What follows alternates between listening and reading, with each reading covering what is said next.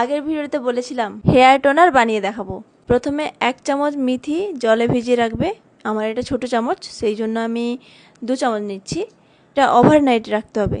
একটা এইরকম স্প্রে বোতলে ট্রান্সফার করে নিতে হবে। তারপর ব্যাস, টোনার রেডি। মেথি টোনার রেডি। এটা স্প্রে করতে হবে স্ক্যাল্পে, তারপর হালকা একটু ম্যাসাজ করে নিতে হবে। সর্বপ্রথম চুলটাকে একটু ভালো করে আঁচড়ে নিতে হবে।